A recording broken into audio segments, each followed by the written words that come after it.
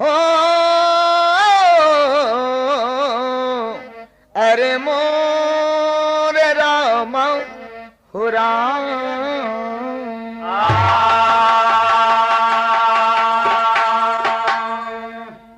सावन सिसकता सलिल शौक से खिली वाटिका प्यार का ले तराना हर लताओं पे कलियां निखर जाएंगी तो मधुकर चुनेंगे सुनाकर फसाना। तीर छोड़ा पवन उठ गई एक तूफान नीति उद्यान सपना के संसार में। अब बंबई नगरिया में कब तक से रही हो आई हो अब की सवनवा के अभिसार में। एक थे दुल्हन का सैया परदेश में बाणन सावन के महीना आ गिल बा। दुल्हन पिया मिलन के चाह में चिट्ठी लिख देलस परदेसी सैया के कि बंबई से जल्दी चली आवा घरे। परदेसी सैया जब चिट्ठी पवलन तो जवाब भेज देलन दुल्हन के लगे। जवाब के रूप में जब चिट्ठी भेजलन दुल्हन जब चिट्ठी पवलस पढ़त बात लिखले का बाटन ओकर सैया परदेसी। एक लाइन गीत बा उहे गीत बा कि तोहरे गौवा वाली गोरिया जब सयान होई है रे तहिया मैया तब मोरे गंगा या स्नान होई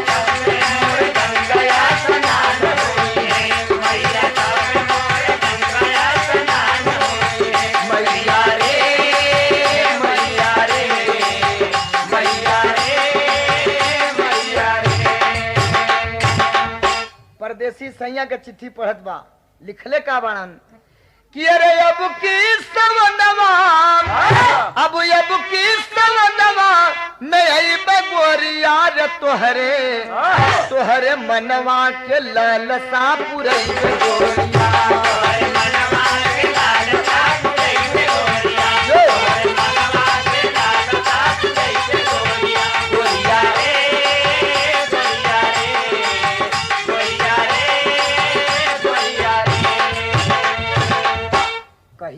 का लिखले बड़ा कि 15 तारीख रही शनिवार दिनावा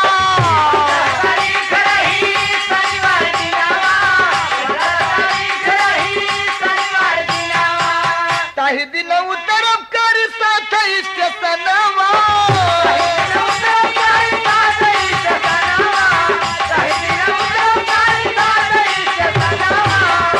अरे संगवा में झुलवा झुलई में गोरिया रे तोरे मनवा के लालसा पुरई में गोरिया।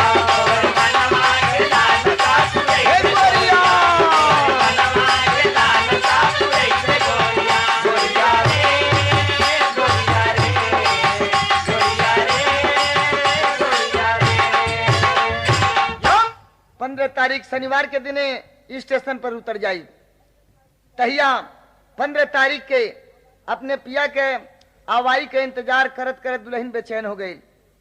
तब चलल स्टेशन की ओर दिन शनिवारवा के करी के सिंगरवा हो चलली टिसनवा की ओर दुल्हनिया पूरा दिन बीत गईले नाही परदेसी अइले चली घर मन कर थोर दुल्हनिया जाके स्टेशन पर अपने सैया के इंतजार करती हो नाही अइलन।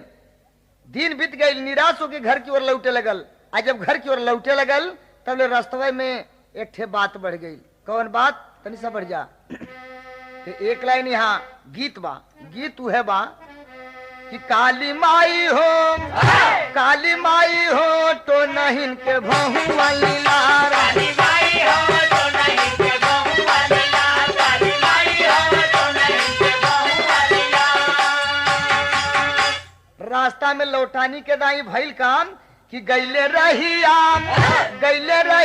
में गोरिया से ठगी भेटाए गैले रहिया में गोरिया से ठगी भेटाए गैले रहिया में गोरिया से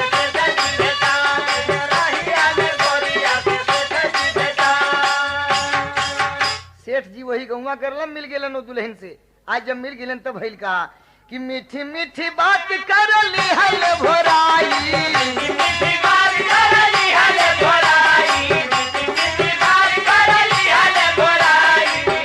अरे रखलन अब गोरिया के रखल भवन पे ले आई, 3 साल पर गइले परदेसी घर आए, 3 साल पर गइले परदेसी घर आए, 3 साल पर गइले परदेसी घर आए, 3 साल पर गइले परदेसी घर आए।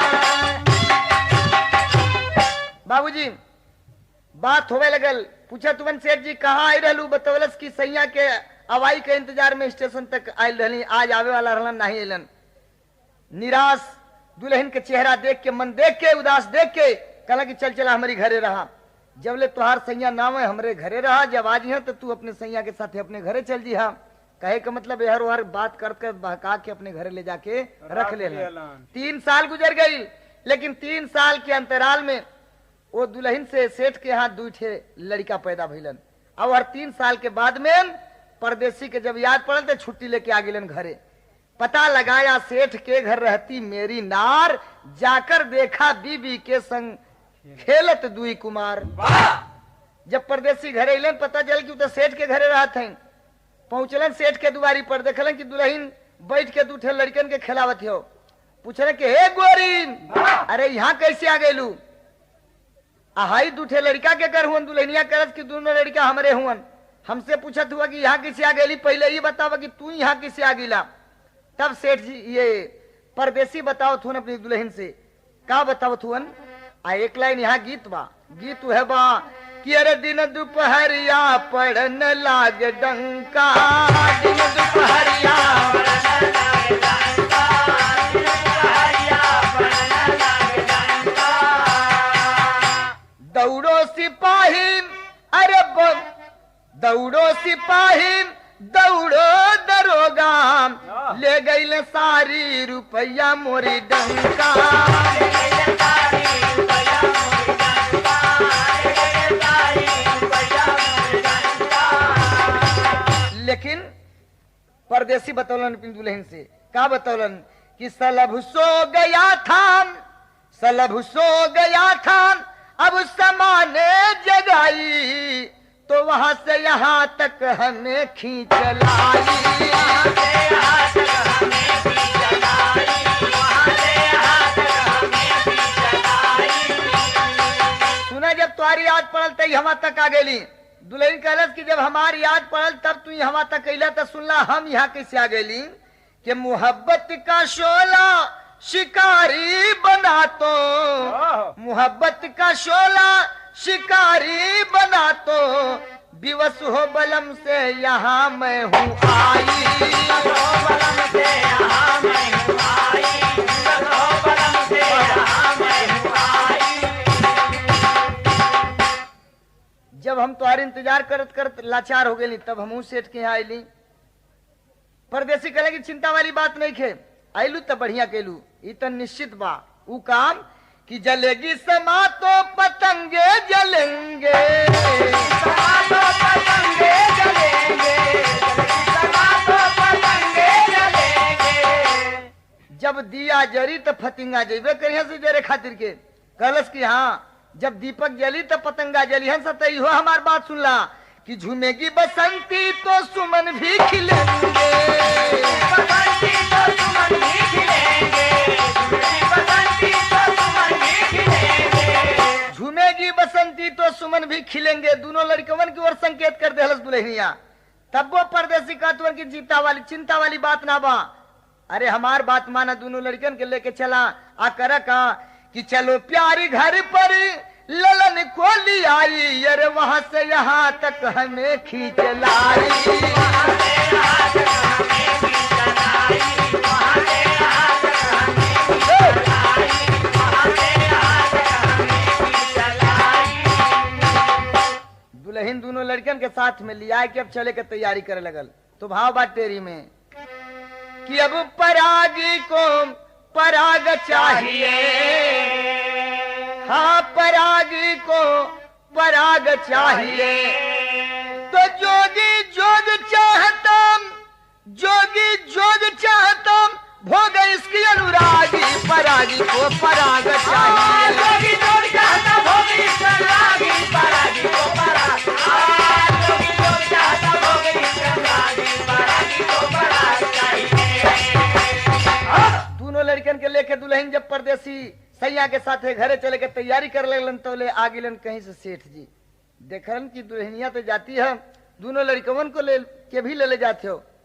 सेठ जी कहलन वो दुल्हन से का कहलन, एक लाइन यहाँ गीत बा, आ गीत तुहे बा जो उनकी विवाह शादी के अवसर पे औरत लोग गावेलिन देहात में। का गावेलिन कि अब कहवा के घटिया, अरे कहवा के घटिया केने के बहल धारावा सुनाए सजनी, अब सुनाए सजनी लड़ल कहवा नजरिया, सुनाए सजनी लड़ल कहवा नजरिया, सुनाए सजनी लड़ल कहवा नजरिया। तो उतर जवाब सवाल बहुत गावेली लेकिन गाना के अंदर भाव बा। सेठ जी कहलन का कहलन दुल्हन से कि अरे सेठ बोल बनिया, तो सेठ बोल बनिया मन हमारी बचनिया, सुनाए धनिया हे गोरी, सुनाए धनिया ऐसन जिन करान दनिया, सुनाए धनिया ऐसन जिन करान दनिया, सुनाए धनिया ऐसन जिन करान दनिया। हाँ ऐसन गलती मत करा।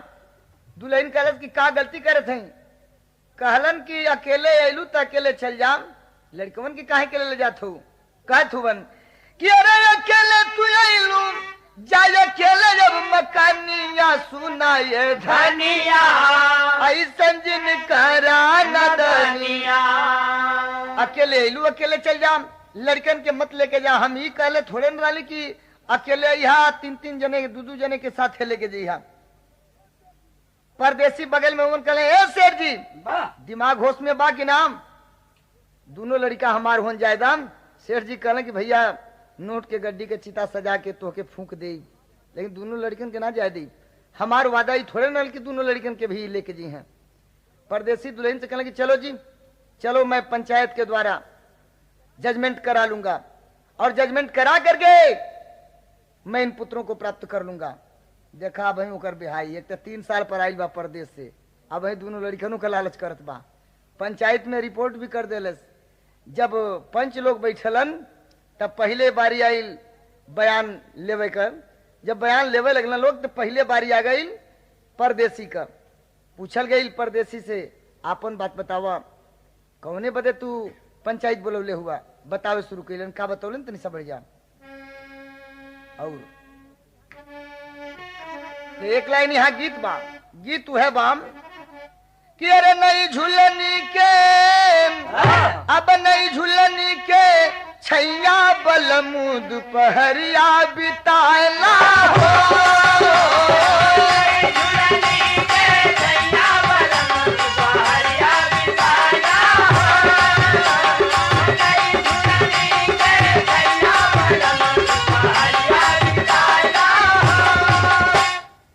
परदेसी बयान देवे लगलन कि अब अंगन में बोवली, अरे अंगन में बोवली तरोइया जबर सर भैले झगरवा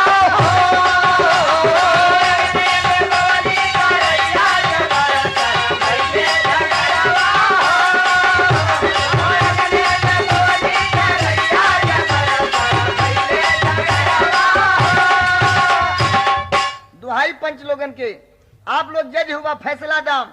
हम अपने अंगना में खेत तरोई का पौधा लगौली।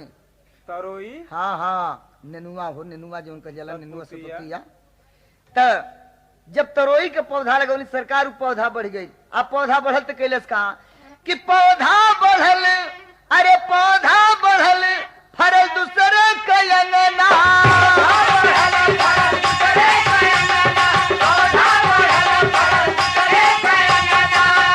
तब नाहक अरे नाहक करल बरिया जबर सर भैले झगरवा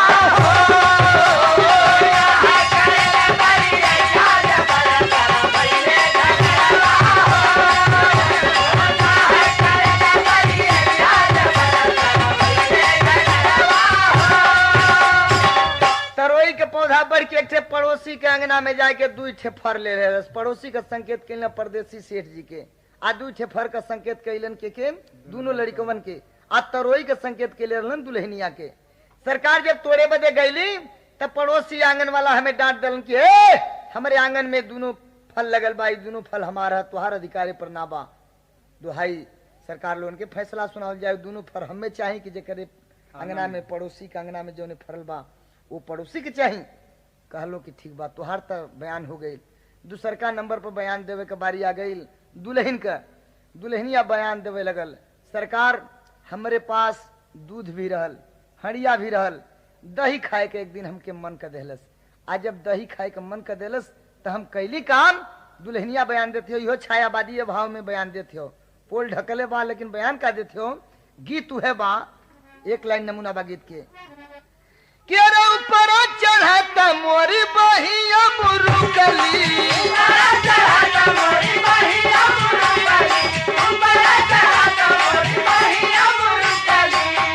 अरे उतर की दाई करिया कमर लचकवलाए हरी,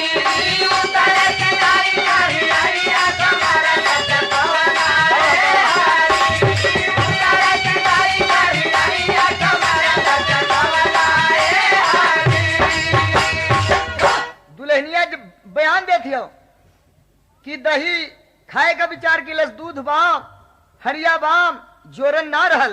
तो हम कैली का कि अरे दहिया जमवली, अरे दहिया जमवली मैं अपनी बखरिया ते दूसरा से ले के जो रंगवा गजब होई गई ए बाबू,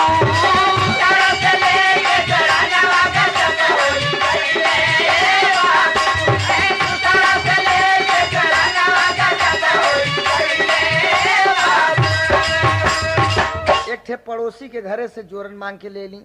पड़ोसी का संकेत दुल्हनिया के दिलस सेठ जी के।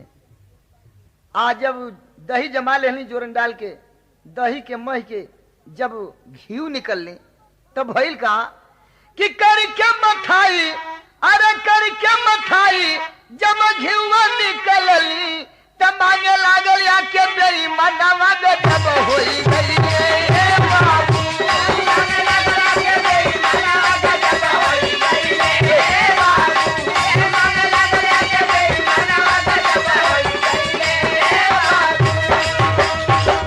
जब घी निकलनी तले उ जोरन वाला पड़ोसी आ गई, कहे लगल कि जोरन हम देहली ऐसे ई घी हमें चाहिए। तो दुहाई पंच लोगन के ई फैसला दिहल जाए, उ जोरन वाला के घी चाहिए या कि घी पर अधिकार हमार होवे के चाहिए। कहलन लोग कि ठीक बात, तोहरो बयान हो गई। सेठ जी अपन बयान तू दाम। सेठ जी बयान देवे लगलन, इनहू के भाव छुपले बाम, छायावादी भाव में बयान देत हुवन, लेकिन कहत का हुवन तनी सा बढ़ जा। बयान का देत हुवन कि अरे लिहली रहिया, अब लिहली रहिया न गिरल उठाय बटुआ, लिहली रहिया न गिरल उठाय बटुआ, अधैली अपन भवन वाली आय बटुआ, अपन भवन वाली आय बटुआ, अपन भवन वाली आय बटुआ। सरकार एक दाई हम रास्ता से गुजरत रहली, रास्ता में एक ठे बटुआ गिरल रहल। बटुआ? हाँ, बटुआ जौने में पैसा वैसा रखा जाला हो। तो बटुआ का संकेत सेठ जी कह दिलन दुल्हन के, काहे कि दुल्हनिया के रास्ते में सुन लिया कि घरे रख ले रहलन। सरकार बटुआ गिरल रहल, वो बटुआ के उठा लेली, ले आके घरे रख लेली। 3-4 दिन तक इंतजार कैली, बटुआ वाला का पता ना लागल। आज हम ना चलल तो कैली का कि बटुआ में रखली हम 2 रुपया, अतवले खोजत आई गईले बटुआ ला भैया। 2 रुपया रख देली। हम सोचली कि बटुआ वाला आई ना, तो 2 रुपया का संकेत दोनों लड़कन से कैलन। कहला कि सरकार 3-4 दिन के बाद वो बटुआ वाला कहीं से पता लगावत पहुंच गई दुआरे पर, आके अपन बटुआ मांगे लगल। आज जब बटुआ मांगे लगल तो हम कैली का कि अरे लेके रुपया, अब लेके रुपया रही जब लौटाए बटुआ अतवल बतिया के दिहले बढ़ाए बटुआ बतिया के दिहले बढ़ाए बतिया के दिहले बढ़ाए बतिया के दिहले बढ़ाए बतिया के दिहले बढ़ाए बतिया के दिहले बढ़ाए दोनों रुपया लेके जब बटुआ वापस कर लगली तब बटुआ वाला कलश की नहीं ये दोनों रुपया भी हमारे है सरकार फैसला है आप लोगों के करे के बा वो दोनों रुपया जौन हम बटुआ में रखली वो हमके चाहिए कि बटुआ वाला के चाहिए तीनों जने के बयान हो गई जब फैसला का दिन निश्चित कल गई फैसला वाले दिन जज लोगन जो बात जजमेंट देहलन निर्णय का सुनवलन कथुवन सदर अल्लाह में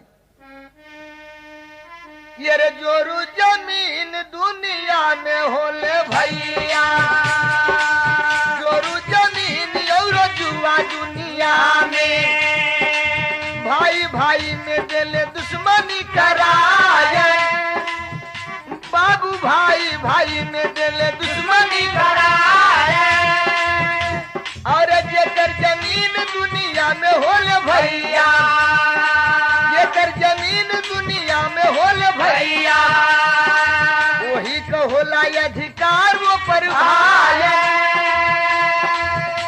सुना है परदेसी जेकर जमीन होले अपनी जमीन में जे फल लगावेला या कुछ बोवेला ऊपर अधिकार जमीन वाला के ही होला तरोई के पौधा अपने आंगन में लगौला भले बढ़ के चल गई तो क्या करी दूसरे के आंगन में अगर उनके चीढ़ बात तो बहुत कहिए कि भैया अपन तरोई के पौधा बरा के अपने आंगन में ले जा ये नहीं कि उनके आंगन में चल गई फल लगल तब फल खाए का वो अधिकारी हो गई कहे का मतलब कि परदेसी का बयान जो रहल ओकर फैसला परदेसी के पक्ष में चल गई दोनों लड़कन वाला नतीजा का भइल अरे दही वाली फैसला तू सुन मन लायम अब दही वाली फैसला तू सुन मन लायम कि हरिया तुहारी और दूधवा भी तुहारे तब नीरा के जोरे नमक के दललू लिया हो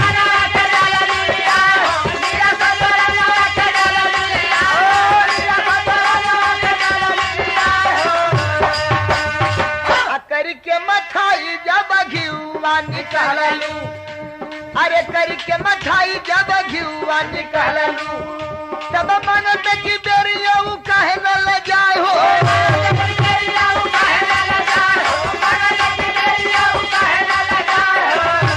ए दही वाली दूध तुहरे रहल हड़िया तुहरे रहल दही खाए का विचार किलस पड़ोसी से जोरन मांग लेलू तो एकर मतलब इना भइल कि जे पड़ोसी जोरन देले बा घीव जौन निकले तो जोरन वाला के चाहिए ओके शर्म आवे के चाहिए घीव मांगे में बहुत दबाव देत बा तो जोरन वाला के जोरन के बदला जोरन दे देवे के चाहिए लेकिन घीव पर अधिकार उनका ना होवे के चाहिए कहे का मतलब कि दुल्हन के बयान का फैसला दुल्हन के पक्ष में चल गई वो दोनों लड़का जौन बात दुल्हन के चाहत रहल परदेसी का बयान का फैसला परदेसी के हक में रहल तब परदेसी दुल्हन तो एक पक्ष में रहबे किलन शेर जी के बयान का फैसला पंच लोग सुनौलन का लोग सुनौलन कि कैला नादानी सेठ साहब रहिया में जे गिरल बटुआ के लिहाला उठा हो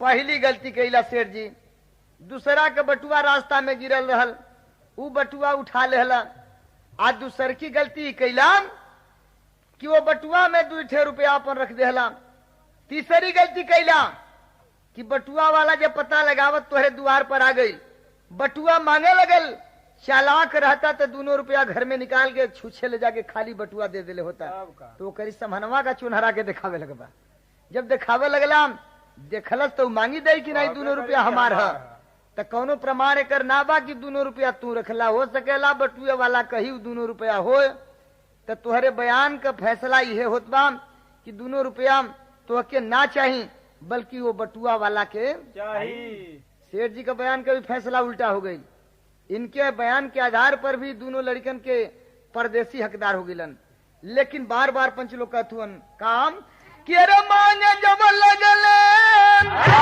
अब मांगे जब लगले हो बट्टू वाला भैया त काहे के रुपया तू दिहला दिखा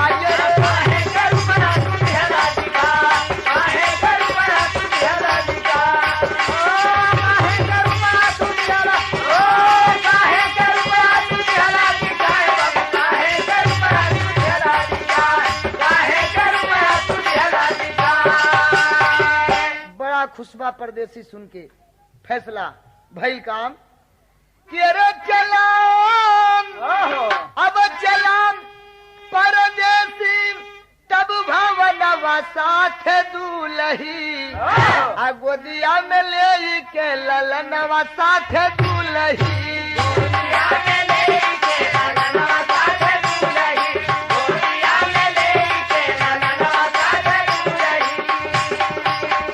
बेहयाई कह के बेहपन कह के आखिर में दोनों लड़का सेठ से भी ले लेहलन लेके चल रहे साथे साथ घरे बड़ा खुश बाड़न मगर वो खुशी के साथ साथ एक थे उनके दिल में ग्लानि बा कि बहुत बड़ गलती हमसे हो गई। और करे बाद उस संकल्प भी लेहलन का संकल्प लेहलन कि कैले प्रतिज्ञा परदेश नाही जइबे हो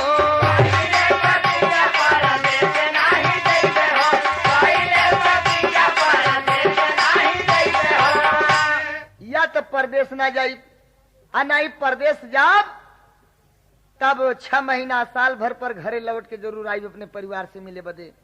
अगर मौका 6 महीना साल भर पर न लगे वाला आसार दिखाई पड़ी तब परिवार साथे साथ ले जाई और साथ में रह के अमन चैन के जिंदगी परिवार के साथे बिताई।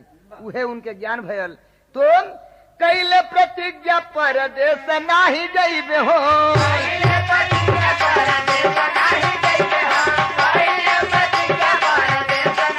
आ 2 पैसा कमैबे परिवार साथे खइबे हो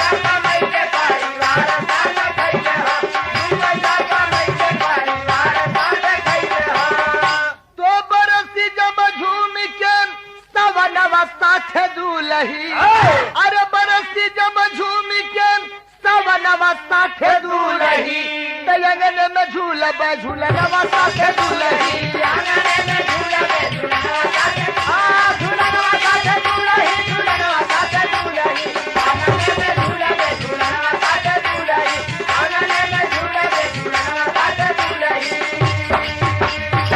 तो जय देखाड़ गुरजद्दू लौटन लालता स्वर्ग में डोले श्री नारायण सुदियाल शुभकन साथी जय बोले हो अब परागी को पराग चाहिए सुधर परशुराम से कोई गदावा ना लागी परागी को पराग चाहिए